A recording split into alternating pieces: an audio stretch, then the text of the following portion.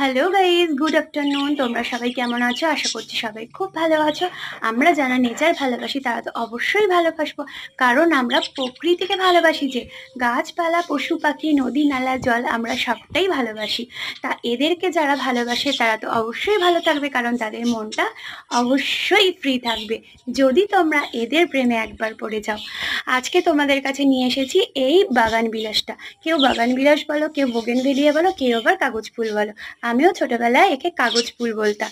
দেখো, দেখে মনে হচ্ছে এক থোকা কাগজ দিয়ে কাটা ফুল। সত্যি মানে এটাকে কাগজ ফুল এর জন্যই নাম দেওয়া হয়েছে। আর দেখো, আমার এই বাগান বিলাসটা এমন এলোমেলোভাবে ডালপালা ছড়িয়ে দিয়েছে, তো সেই জন্য আমি এটাকে কাটাই ছাটাই করবো, বিকজ ছাদে এরকম ভালো লাগে না। এটা যদি মাটিতে হতো ঠিক আছে, কিন্তু একটা ছোট্ট গ্রো ব্যাগে এত বড় গাছ ঠিক ভালো লাগে না। আর ও সেই গ্রোথটা পাবে হয়তো, তারও অসুবিধা হবে, কারণ একটা ছোট জায়গায় এত বড় ডালপালা মেলে তারও থাকতে অসুবিধা হবে। সেই জন্য আমি আজকে কেটে দিচ্ছি। তবে যেই ডালগুলোতে ফুলগুলো শুকনো শুকনো হয়ে গেছে, আর একটু অনেক দিন হয়ে গেছে সেগুলো, আর যেই ডালে ফুলটা থাকবে এখন আমি কাটবো না। ফুলটা যখন শুকিয়ে যাবে তখন আমি কেটে দেবো, সেটা রেখে দেবো। তো দেখো এক এক করে, আর এই পাতাটা দেখো এখনো ফুল আসেনি, পাতা বেরিয়েছে। তো আমার এই বাগান বিলাসটায় জানো তো ফুলই আসতো না, খুব ছোট ছোট পাতা হতো, আর গ্রোটাও খুব কমে গিয়েছিল। তো নার্সারি থেকে আমাকে বলেছিল যে হাড়ের গুঁড়ো, গোবর সার দেবে, আর তার সাথে পারো যদি একটু পটাশ দেবে, দেখবে গাছ ভরে ফুল হবে।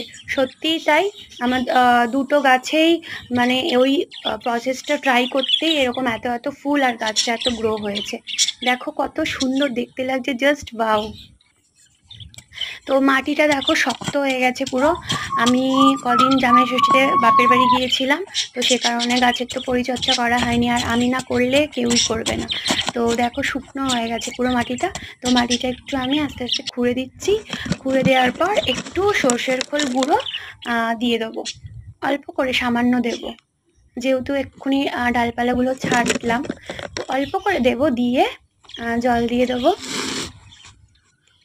দেখতে পাচ্ছ মাটিটা কত শক্ত হয়ে গেছে। আমার জল দেওয়া কমপ্লিট।